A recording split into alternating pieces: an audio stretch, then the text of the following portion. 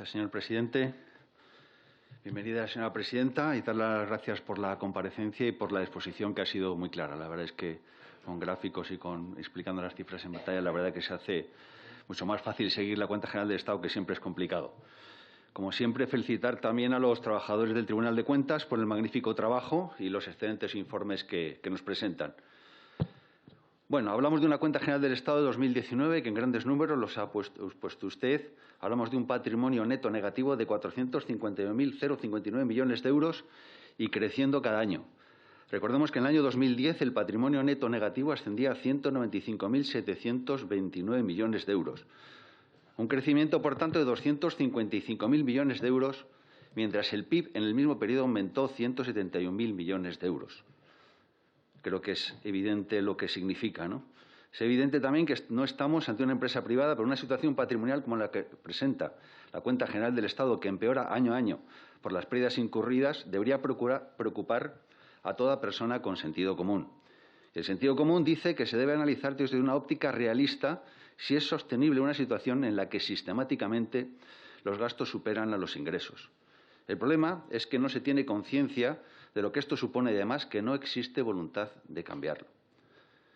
En segundo lugar, un movimiento de fondos propios en el que existen ajustes por cambios de criterios contables y corrección de errores por 55.737 millones de euros de impacto neto. Y piensas que no solo se gestiona solo pensando en los gastos, sino pensando en el equilibrio presupuestario, sino que además no se tienen en cuenta los criterios contables y abundan los errores. En tercer lugar, un importe de un pasivo no corriente que asciende a 969.826 millones de euros, de los que 845.802 millones corresponden a deudas a largo plazo. Una deuda que, a la vista de las pérdidas que se reflejan y las previstas para los próximos ejercicios, se continuará incrementando y cargando sobre las generaciones futuras. En cuarto lugar, una pérdida atribuible a la sociedad dominante de 37.392 millones de euros. Una pérdida de 37.392 millones de euros en una economía en la que el PIB creció el 2,1%. Quinto lugar, un importe reflejado en el estado de liquidación del presupuesto de gastos correspondiente a obligaciones reconocidas correspondientes a la deuda pública, amortización más intereses, según nos ha comentado, por importe de 117.865 millones de euros. Una partida que supone el 28,1% del total de las obligaciones reconocidas y la segunda partida tras las pensiones. Vayamos al informe. Se hace referencia a un total de 441 entidades del sector público estatal. 441 entidades. Recordemos, patrimonio neto negativo, 451.059 millones de euros. Pérdidas de la sociedad dominante de 37.392 millones de euros. Pero el sector público estatal se mantienen 441 entidades del sector público estatal, a las que hay que sumar las entidades del sector público autonómico, local y provincial. Todo ello sabiendo que la deuda pública asciende a 30.263 euros actualmente por español. Hablemos de salvedades. Se mencionan 30 salvedades que se agrupan en 15 puntos. Algunas son salvedades múltiples, como la primera, que se menciona que existen 54 entidades que no se han integrado en las cuentas generales del Estado. Se mencionan salvedades tan increíbles como la 2.14, que menciona que el resultado económico patrimonial de 2019 está infravalorado en 144,8 millones de euros. Habría que sumar a la cifra de los 39.000 comentada anteriormente. Temas que nos parecen relevantes en los párrafos de énfasis. Se menciona que las medidas tomadas para hacer frente a la COVID se enmarcan en un contexto de déficit presupuestarios continuados y de incremento constante de la deuda pública, que se traducirá en un incremento significativo de ambas magnitudes en los próximos ejercicios. Estamos absolutamente de acuerdo, porque esto es pura lógica, puro sentido común, puras matemáticas. Segundo punto, cuando se menciona que el balance de la Seguridad Social recoge por tercer año consecutivo un patrimonio neto negativo que asciende a 53.160 millones de euros, con origen en las operaciones de gestión ordinaria. Cuentas, conviene recordarlo, no son independientes, sino que forman parte de la cuenta general del Estado. Estamos hablando de un párrafo de énfasis por un patrimonio neto de 53.160 millones de euros. Pero recordemos que el patrimonio neto negativo de la cuenta general del Estado es de 459.059 millones de euros, que creo que es de tal magnitud que debería incluirse en un párrafo de énfasis. En la presentación he incluido un gráfico en el que se recogía el déficit de la Seguridad Social y la Administración General del Estado. ¿Podría indicarme si esos datos son consolidados? Lo digo porque, como sabe usted bien, en consolidación se eliminan las transferencias internas. Y para terminar, me gustaría conocer el grado de satisfacción de la presidenta, que lleva poco tiempo en el cargo, sobre el seguimiento, su grado de satisfacción. Sobre las conclusiones, el seguimiento de las conclusiones de informes anteriores, especialmente al hecho que, si le parece normal, que se mantengan 20 incidencias desarrolladas en 18 puntos sobre la persistencia de incidencias de ejercicios anteriores y sobre el cumplimiento y el seguimiento de las resoluciones. Y para ambos casos, conclusiones y resoluciones, si tiene previsto un plan de actuación para que se pongan en práctica cuanto antes la corrección de ambas. Muchísimas gracias. Ya. Perdón, buenas tardes. Es que pensaba que iba a intervenir alguien más. Por eso me he quedado así un poco como bloqueada. ¿Eh? Ah, no, bueno, perdón. Bueno, pues vamos. Pues muchísimas gracias, bienvenida, gracias por su exposición y felicidades a usted y a todo su equipo. Y en relación a, bueno, a la gran variedad de informes y demás, pues yo quería resaltar o subrayar dos cuestiones que además usted ya las ha dejado, creo que bastante claras y patentes, como denominador común en relación a los informes de las universidades. Y es, en primer lugar, y esto más que una pregunta sería un poco una reflexión, ¿no?, en voz alta, ¿no?, esa alta temporalidad en la mayoría de los casos de las universidades, creo que de las 6 hay 4 o 5, en la que los contratos de docentes e investigadores superan ese 40%.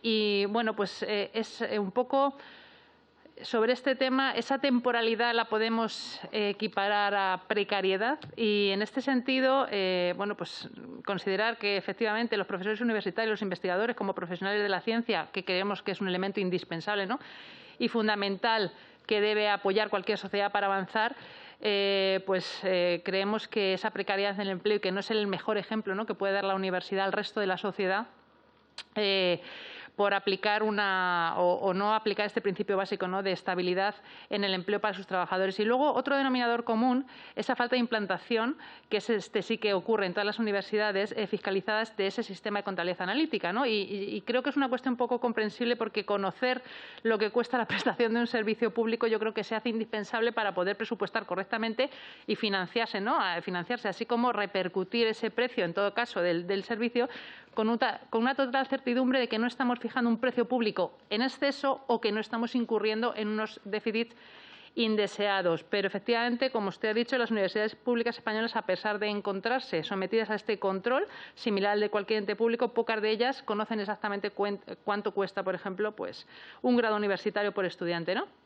Entonces, claro, llegamos a una cuestión, a un punto en que decimos, ¿cómo se estipulan los precios de la matrícula? ¿Por el método del uso y costumbre? ¿O cómo sabemos qué recursos necesitamos para financiar adecuadamente la universidad? ¿Por aproximación? En fin, este difícil método pues se llama contabilidad analítica, ¿no? Y mire, yo he estado revisando este libro blanco de los costes de las universidades, que se publicó en su tercera edición, yo creo que hace ya unos cuantos años. Y la verdad es que es muy ilustrativo. Esto es un libro redactado por un comité científico académico que está compuesto por profesores de reconocido prestigio y gestores del ámbito universitario, y que aborda de manera integral ese modelo de costes, contabilidad analítica ad hoc para el sistema universitario, ¿no? Y yo creo que se ha convertido en un texto de referencia, un texto académico extendido internacionalmente. Posee su guía de aplicación práctica, que fue desarrollada por la OCU. Pues resulta interesante leer el dicho texto, y hay un párrafo que dice lo siguiente: hasta ahora ningún proyecto se ha configurado como un modelo de cálculo de costes generalizable al ámbito universitario, incluso ni siquiera constituye en la mayoría de los casos implantaciones que hayan resultado verdaderamente operativas en las universidades que desarrollaron. Y dice el ponente, en nuestra opinión, esta aparente falta de operatividad puede deberse a dos grandes órdenes de razones. En primer lugar, derivadas de cuestiones vinculadas con la necesaria voluntad y compromiso político, repito, político, para impulsar su implantación y la asunción de los resultados y conclusiones que se derivasen del modelo, respecto a los que, sin duda, existe una cierta resistencia por parte de determinados agentes partícipes del sistema. Y, en segundo lugar, como consecuencia de una incapacidad real para su integración técnica en los sistemas informativos operantes en las universidades, que dificulta la necesaria compatibilidad que posibilite la conexión intersistémica necesaria para la captura de datos y el suministro recíproco de información. Yo esto lo dejo aquí como reflexión. No sé si usted luego, después, en el turno, me puede aclarar o sobre esta reflexión tiene alguna opinión o se puede pronunciar al respecto, ¿no? Y luego, en relación al informe de fiscalización de los contratos tramitados por emergencia, pues alguna pregunta le quería hacer. En algunos dice el informe que de contratos tramitados por este procedimiento se han superado los 30 días que fija la Ley de Contratos del Sector Público en su artículo 198 para el pago de los bienes y servicios. He visto que hay alegaciones por parte de algunos ayuntamientos y me gustaría preguntarles si les consta al tribunal que el proveedor de servicios de alguno de estos contratos haya solicitado o reclamado al ayuntamiento intereses de demora o indemnización por los costes de cobro que establece el apartado 4 del artículo 200 de la misma ley. Y esto, si ha sido así, encarecería aún más algunos de los productos adquiridos bajo esta supuesta emergencia. Hemos visto mascarillas quirúrgicas en algunos ayuntamientos a 1,15, otras a más de 6 euros, en fin, bueno. Esto es la pregunta. Y por otro lado, en cuanto a los contratos de suministro de mascarillas, y habiendo entrado en vigor ya el Real Decreto 15/2020, cuando se tramitaron esos contratos, también se habla de que en algunos casos se ha visto que, tratándose de bienes exentos, como decía la norma, por la naturaleza del bien y el destinatario de los mismos, algunas facturas indicaban que incluían o hablaban del 21% de IVA según se refiere en su informe. ¿Le consta al tribunal que estos ayuntamientos hayan solicitado la rectificación de esas facturas o la solicitud de devolución al proveedor de ese importe del IVA que, por ejemplo, en el Ayuntamiento de Barcelona suponía solamente el IVA 50.000 euros, o sea, más que el coste total de un contrato para adquirir, por ejemplo, 10.000 mascarillas? Y termino, presidente, la última. En una de las recomendaciones incluidas en su informe, de la que he hablado también, viene referido a los principios de buena gestión, incluso para contratar a través de esta modalidad de emergencia. ¿Usted cree que, en general, las administraciones públicas han abusado en la utilización de este tipo de tramitación, acogiéndose a ese artículo 120 y amparándose, a su vez, en el Real Decreto 7/2020? Vamos a ver, ¿cree que esta última norma, el Real Decreto 7, debería haber sido más restrictiva, más específica o menos permisiva a la hora de establecer ese encaje legal que habilita a las administraciones públicas poder comprar cualquier cosa relacionada con la COVID por este procedimiento? No sé si me... Muchas gracias. Muchas gracias. A continuación, David Corbe. Muchas gracias, señor presidente. Señora presidenta, muchas gracias por acudir a esta casa común. Se lo digo con toda consideración y cortesía personal en relación al ni un paso atrás que ya le comenté en la primera comparecencia, que esperemos, ya lo aclaró usted, que no fueron palabras suyas, sino que fueron palabras de alguien cercano a usted, pues alguien mal querido por usted, tampoco, pues de alguien que le pusieron a usted, con lo cual nos puso en alerta, como comprenderá. Y en estos tiempos de oscuridad, de incertidumbres, de tribulaciones, por desgracia, en el que vivimos, mi compañero Ferran Bel, que goza de mi simpatía personal, consideración profesional y discrepancia política en temas esenciales, ha sacado un tema, precisamente, que es noticia hoy, que, hablando de tribulaciones, pues a nuestro grupo pues entiende que sí que le afecta, que es que la sección de enjuiciamiento acepta como bueno el aval del Institut Català de Finances, muy conocido en Cataluña desde hace mucho tiempo, ¿no?, por sus actividades durante mucho tiempo, insisto. De ahí que insista, y lo digo con todo cariño y consideración, en la obligación del artículo 5 de la Orgánica 282 de 12 de mayo sobre la independencia del Tribunal de Cuentas, que es uno de esos estamentos y órganos que deben hacer alarde de esa independencia y que sean los controladores, los buenos controladores donde todos fijarnos, ¿no? Hay varios tribunales y varios órganos que pueden tener dicha consideración de vivir al margen de las cuitas políticas y aquellos que estamos en las mismas indicarnos el buen camino. Ha comentado, iré un poco a máximos para después bajar un poco el breve momento que tenemos, el mucho trabajo que da la fiscalización de los partidos políticos, y efectivamente es un trabajo enjundioso, bien hecho, pormenorizado. Y yo le propongo que dejemos de trabajar sobre eso. Y dejar de trabajar sobre eso sería pues el dejar de subvencionar partidos políticos.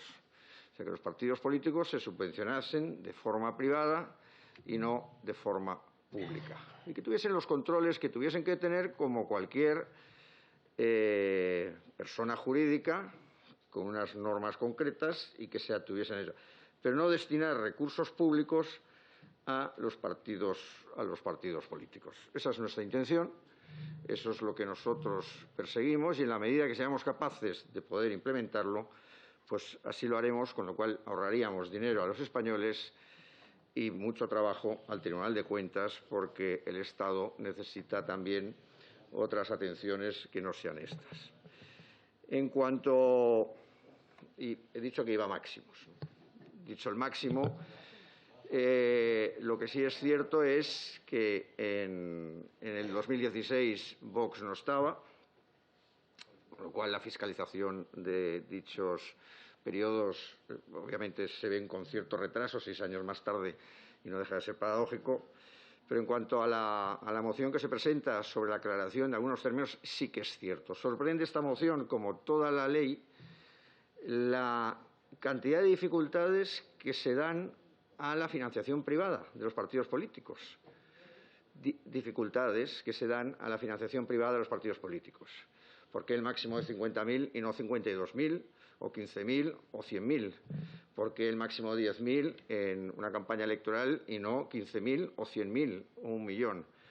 El vericueto que hay que hacer en la actividad promocional, por ejemplo, que es una actividad de militancia activa en la calle, pues que se ponen numerosas pegas de forma continua. Partiendo de la base que entendemos que los partidos políticos, según el artículo 6 de la Constitución, son esenciales, partiendo de esa base, en este sistema democrático que nos hemos dado, pues sí que somos partidarios de que tengan esa financiación privada y que las reglas que tengamos para todos pues se cumplan desde la perspectiva de entes que no vivan del erario público, sino que vivan del esfuerzo, la simpatía de sus afiliados, de sus simpatizantes y de demás gente. Y como no da tiempo para más, señora presidenta, agradecerle de nuevo su presencia aquí y todo el trabajo que se realiza en el Tribunal de Cuentas desde hace ya muchos años. Así que muchas gracias, señora presidenta, y muchas gracias, señor presidente.